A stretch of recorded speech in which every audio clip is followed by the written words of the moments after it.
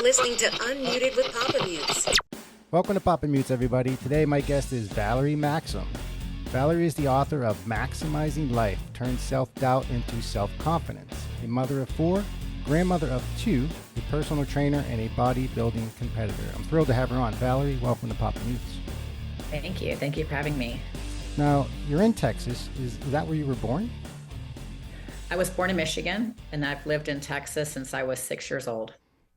How was your, just briefly, childhood? Normal, typical, or did you move around a lot? We didn't move around too much. I was born in Michigan. We moved to Texas when I was 6. Went back to Michigan for 1 year because my dad was working for his dad. And then we came back to Texas and been back here since. And my mom lives in the same house I lived in from when I was 7 years old. She's still in the same house. Wow. Now, which part of Texas We're north of Houston. North of Houston. Okay. So we fast forward through 2 marriages. And looking back, hindsight's 2020, Mm-hmm. and no one wants to go through a divorce, especially twice. But do you feel it was a blessing in disguise, even though it may have been painful? Because now I'm assuming you're in a better spot. Yes, absolutely.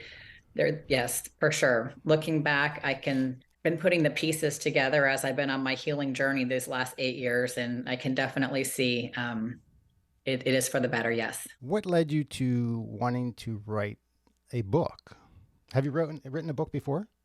No, I have not. And it was just one of those things that's so interesting. Like about 30 years old, I just started with this concept. Oh, I think I'm going to write a book one day. At that time, I had no clue what it would be about.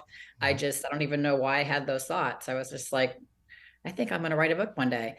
And then after my second divorce, I realized, okay, I've learned so much about myself, taking the time out at 45 years old till I was like, I started writing my book when I was 48.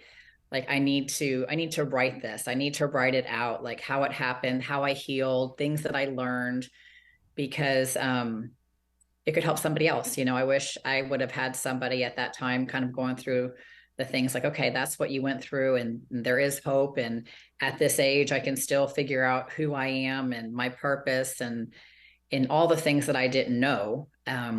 Again, there's so much, you know, we can talk about going back to my childhood, which led to these relationships. And like you said, when you look backwards, you can connect all the dots like, oh, okay, I see that. Okay, I see that. And then, you know, able to take that time to process it, heal, and grow, and know now, okay, those were all learning moments for me, for sure.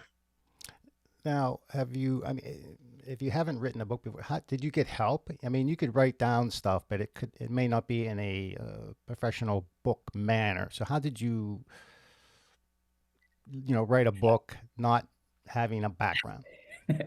You know, that was a little difficult thing. I hired a company, thinking, oh, they have the Better Business Bureau. I looked at their website, all these things. This company is going to be great. I talked to them.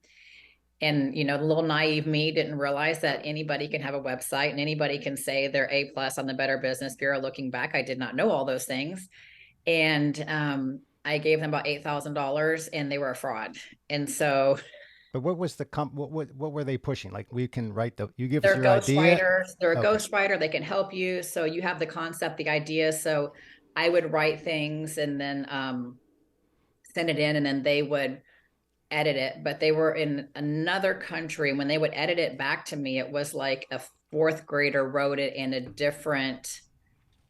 completely different, you know, they're in a different country, different wording. They would word things the way we wouldn't say them here in the US. It was just a very a different thing. And then they really wanted to publish my book. And I told them from the beginning, I'm self-publishing. And so then they started playing games with me, and then they wouldn't send me my stuff unless I said I would self-publish. And anyways, long story short, it didn't end well. So I had to decide, okay, do I write this book myself? Because I don't have another 8,000. I mean, I was on credit card, you know, I'm a single mom. I was trying to get this going.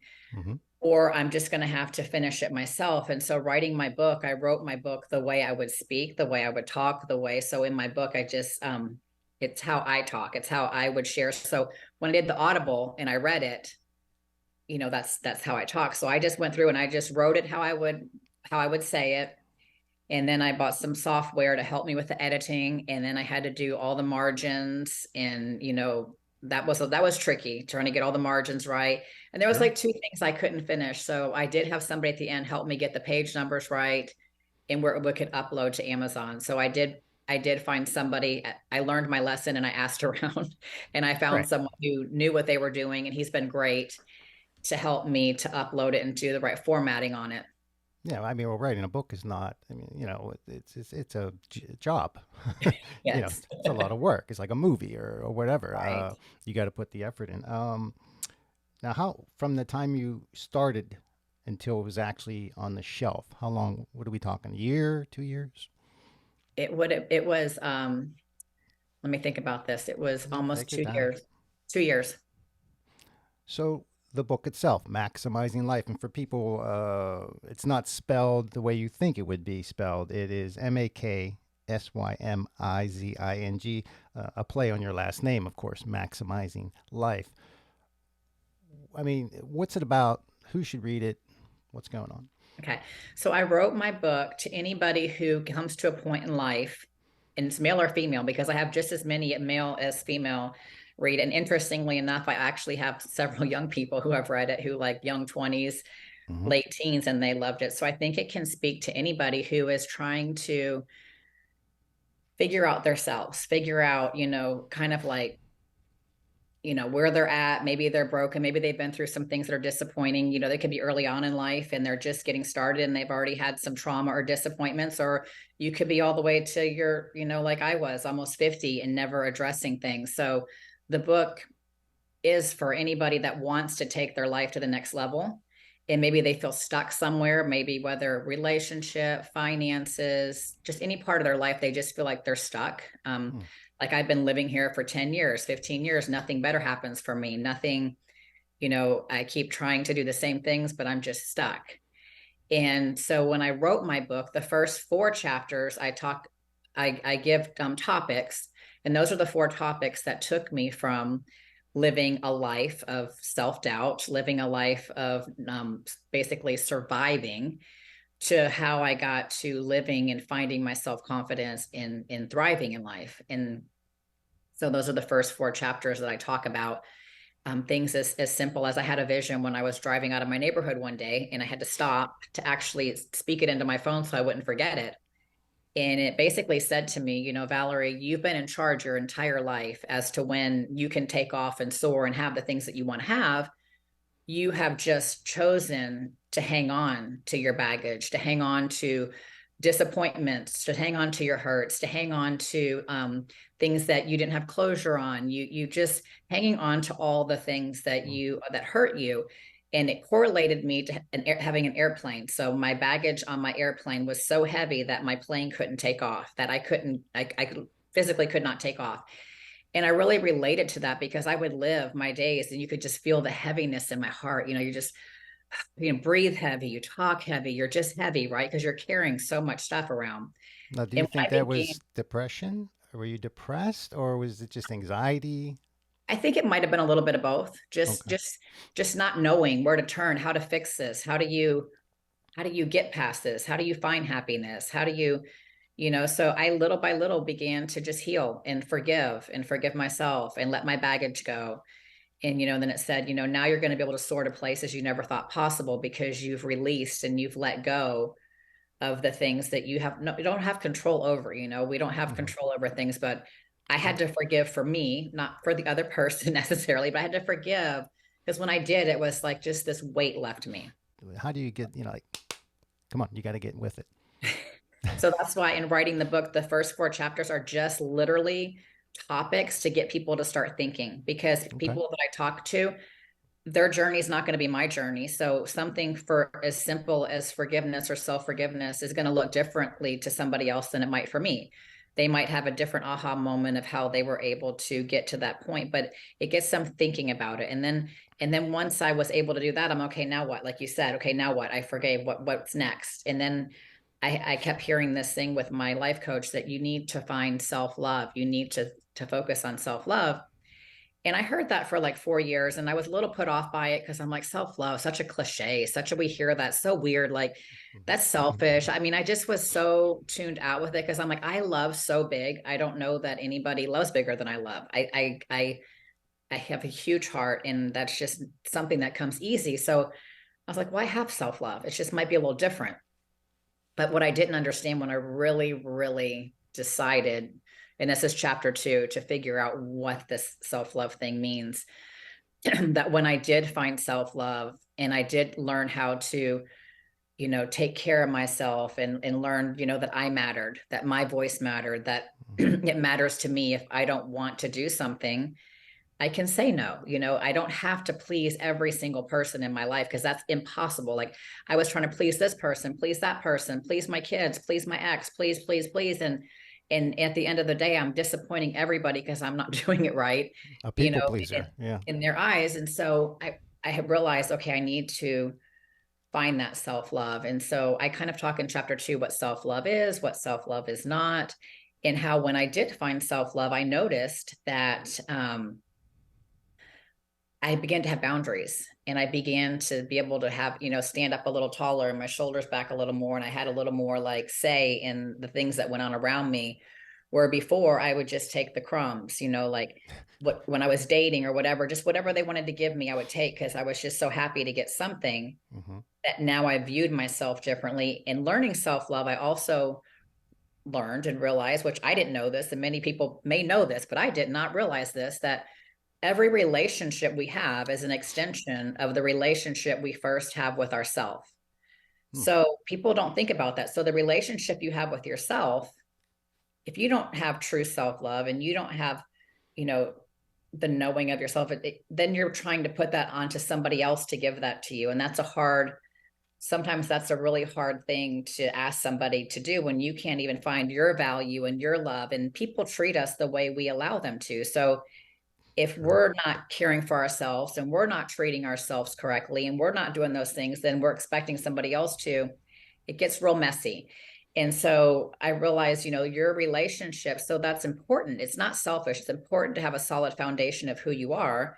And that way, your relationships at work, your relationship with your kids, your relationship with your spouse, who you're dating, they become better because you love yourself, you care, and they see that love and respect, right? And it just, what I have found, that I've been working on this, that it's the foundation of the whole entire thing of knowing who you are and being authentic to who you are, whatever that is. And then you start attracting the right people, the right things, the right opportunities, because you're being you. You're not being somebody else. And so that's my whole self-love thing there. And once I found the self-love, I said, okay, but I still have these voices in my head that tell me I'm not enough. And, oh, but you didn't go to college. Oh, you can't do that. Or, you didn't grow up having money. That's for other people. Just all the negative self-talk, right? Hmm. So then chapter 3 goes into what is that negative self-talk? We all have it. And it's our limiting beliefs from whatever. It could be from a childhood where somebody said, oh, you're not smart, or, oh, you'll never do this, or you'll never amount to anything. And for some reason, subconsciously, it's still in our mind and we've fixated on it and we think about it and we actually live it out. And it's really just what somebody said. It's somebody's opinion. So learning how to break those limiting beliefs, learning how to replace positive affirmations so your subconscious hears it, to change that subconscious belief, because the mind's powerful. So if you can remember something back from childhood that somebody said over you that you're still hanging on to today, how powerful is it? Your positive words, your affirmations, the things that you're going to say, I am successful, I am enough, I am valuable, I am the CEO of my own business. I make enough money to travel the world when I want to, the things that you say to counterbalance all of the negative self-talk that wants to, and it still comes. It's even when you're doing this, it's still going to come, but you have tools to realize when it starts hitting your mind, like, yeah, I'm not speaking that out. I'm speaking the opposite out, And so I've learned to do that. And it really has helped so much in turning my life around. And then the chapter 4, I talk about letting our emotional walls down, because I was the queen of having walls up, the queen of it. I'm telling you, like, I had Build that walls wall. over walls over walls over walls over walls. And I had so many walls that people were like, you were so hard to even like connect with on any level. And it's because I had so much hurt that I would continue to put walls up and put walls up. But looking back of doing this for 45 years, yeah, I kept out the bad, but how many good opportunities and friendships and things did I also keep out that needed to come into my life, right? So I kept the bad out, but I also kept all the good out. So when you want success and you want love, you have to get to a place that you're willing to be vulnerable again, and you're willing to put yourself out there, and you're willing to. And I have found that it's been easier to bring my walls down and be vulnerable the more self-love I have.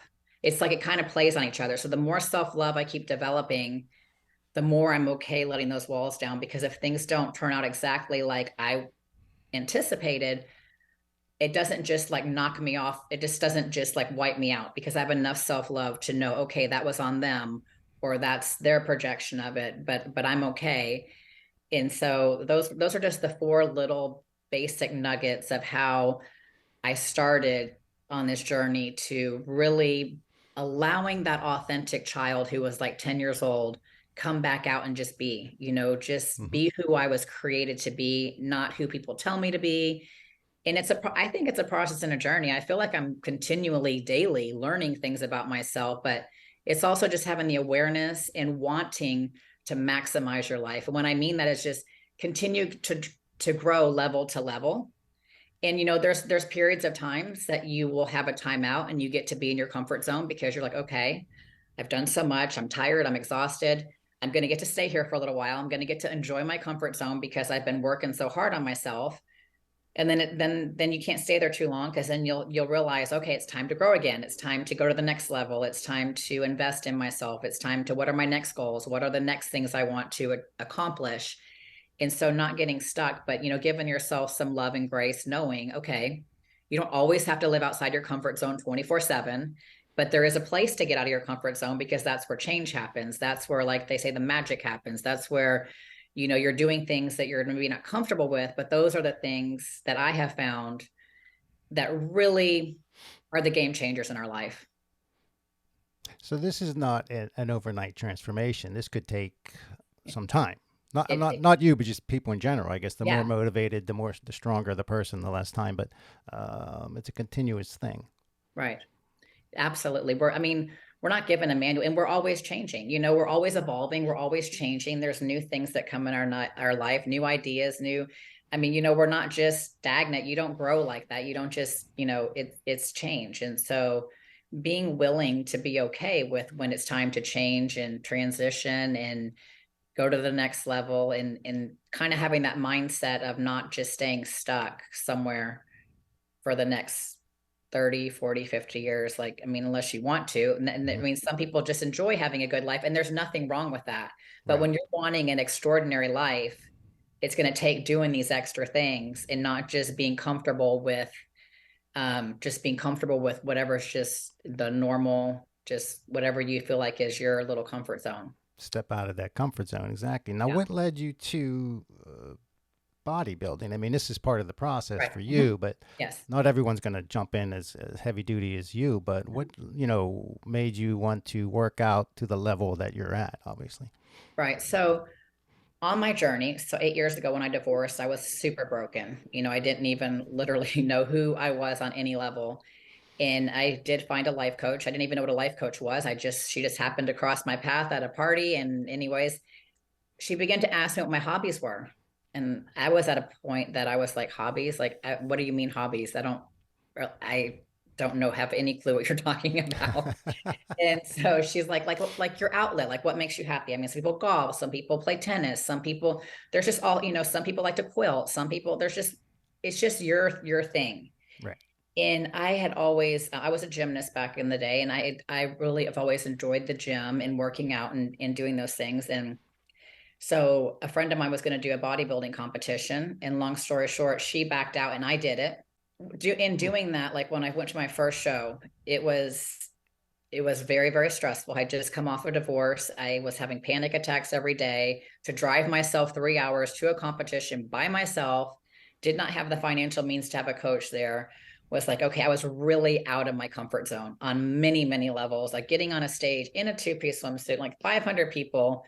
I got on the stage and it was way different than I thought, because came on stage from the opposite direction that I was practicing. So that threw me off.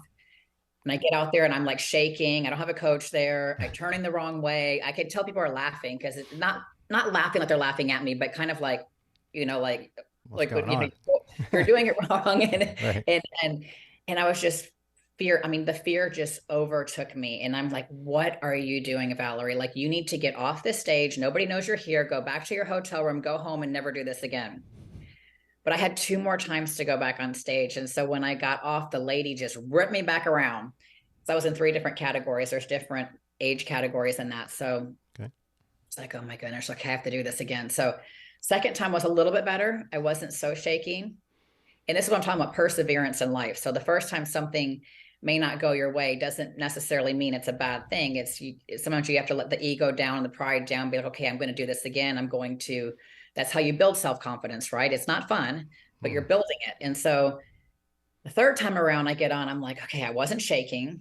I actually knew where to walk to, which way to turn, did my posing.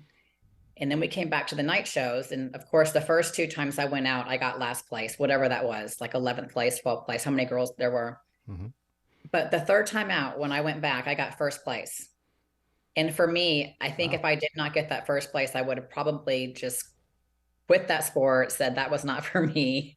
Very competitive. But by getting that, it was like showed me that with persistence, perseverance, believing in myself, doing it when it's hard, not quitting, you know, when all those things are coming at you, when I just wanted to run off that stage and go to my room and cry and be like, you know, what is going on? What did I just do? And I did it. So bodybuilding has been my therapy. I've done it for 5 years. Every year I've had major breakthroughs in my life. At 50 years old, I addressed my dad's death. He died at 12. I was the only one with him. I watched it happen. And we actually never talked about it the next day. So at 12 years old, we put it under the rug. I learned subconsciously when anything tough happens in my life, I put it under the rug and we move on. And so I lived 38 years, never addressing his death. And I created patterns in my life. And I created a person who wasn't even true or authentic to who she was and didn't know who I was by not healing. Because, you know, I just thought, oh, time heals all things. It's been this long, I'm going to be healed. Right. No, it's not that way at all. And so bodybuilding, definitely my therapy, so many breakthroughs, so many, I mean, because you're pushing yourself to such extremes. I feel like that it made me then push in other areas in my life to extremes. And then it was like, oh, I can do this. Oh, I can do that. Oh, I did that. Okay, wow, I guess I can set that goal. Oh, I accomplished that goal. And like self-confidence is a muscle. So as the more you use it and the more you put yourself out there, the more self-confidence, you know, that you build. And so that's just kind of been my journey as far as that goes. Now, I mean, you're into it heavy. Okay, you're at the net. You're, you know, you're. I've seen the photos. You know, Mhm. the competitions and all this. Um, Not everybody works out that way. So, do you recommend like going to the gym and working out? I mean, you know, you don't have to be into a bodybuilding competition to gain confidence, but working No, out is you know, no. is a Yeah, good thing. right. I'm saying when you find your hobby, whatever that is, it could be Okay. golf, it could be swimming, it could be quilting. Mine just happened to be bodybuilding. Mm-hmm. And so that's was my journey, but definitely not going to be everybody's journey. And you don't Mm-hmm. definitely don't have to be in the gym lifting weights to find confidence by no means. But whatever it is that like we all have authentic things to us. So whatever your gifts and your talents are, and you're working them and you're using them and you're building your confidence through them. I just think it's important to have an outlet, a hobby. And I know it changed. I know it really helped me heal and grow. I don't know if I didn't have a hobby, I don't really know how I don't know how I would have learned the lessons that I needed to learn to go to the next level and to heal. Now, how do you feel? And this is kind of off the topic, but um, with people, men and women, who may be enhancing themselves not naturally. Mm-hmm. What's your feelings on that? Um, Steroids. yeah. That's gonna be the levels above what I do. So I mean, if somebody wants to get to that level, there's no way to get there without taking things. So I'm bikini and figure. We're still the levels that your body can get there and do that naturally. Hmm. And so that's where I stay. So, yes, take fat burner. I get at GNC, but not steroids in, but to get to certain levels, that it's the sport. I believe everybody, and this is how I am, just you get to be true to whoever you are. So if somebody chooses to do that, the men that look like that in bodybuilding, they have to take that. That's just what it is. And if that's what they choose to do with their life and that's what they choose, then, It's on them. I can't fix that. I can't, to change that. And then there's women that want to do, the bodybuilding. And so it's going to require them to take some things. Nowadays, you just Google, but where can people in general find the book? I mean, obviously, if you Google the title, all kind of stuff pops up. But in Yeah, right, general, where would you right. suggest? It's on Amazon. Everything is I on know. Amazon. Well, I self-published my book. And so because I self-published through Amazon. And Okay. then I also put it on Barnes and Noble's website. It's not in their store, but it's on their website. Amazon, the way they did it, it's a couple dollars less to buy it on Amazon than Barnes and Mhm. Noble. I'm not really sure, but anyways, so I always tell people Amazon, and it comes faster. So that's going to be probably the easiest way to get it. What would we do without Amazon? It's unbelievable. We'd have to find something else. I don't know. uh, let's go off a little topic here. I have a wheel. You can't see it because it's off camera. It's a segment wheel, Mhm. and I spin it, and it comes up, and it's just questions, general fun stuff. Are you willing to take the segment wheel? Sure, I'll take Yes, you are. All right, let me spin it. it. Spin the wheel. And it lands on this or that. This is easy. Okay. Two choices. This is just, Right. get to know you beyond Huh? what we're talking about. So I'm going to give you two choices: coffee or tea, Coffee. free weights or machine, Free weights. pizza or pasta.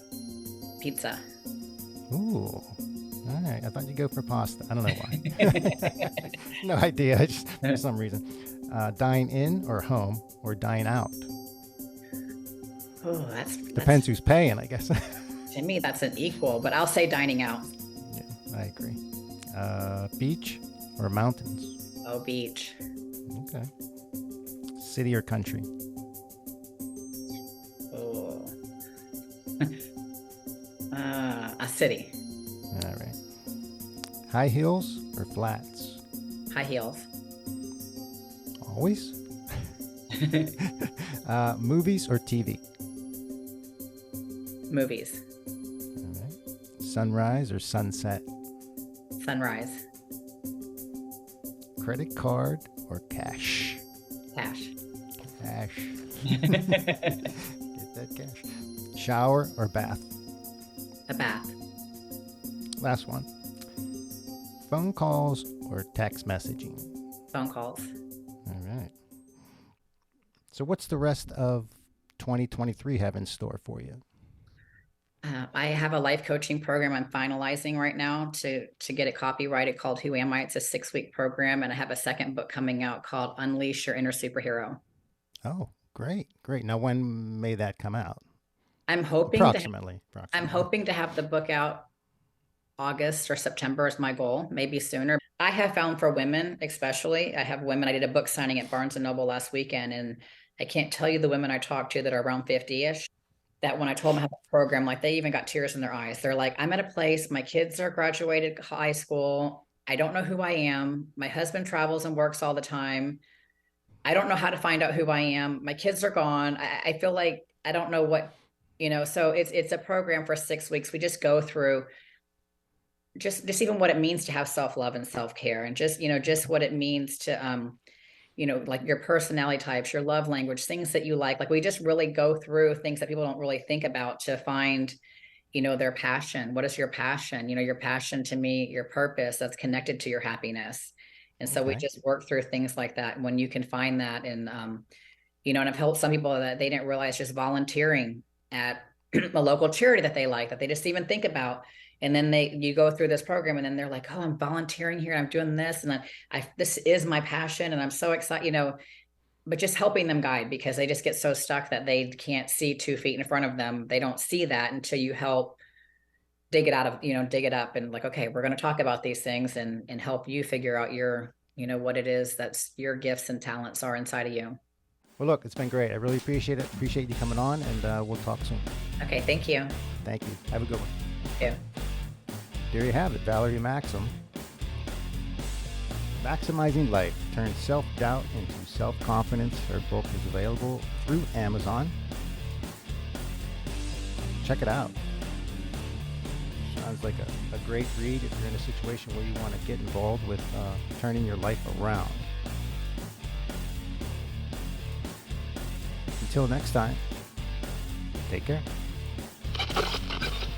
You're listening to Unmuted with Papamutes.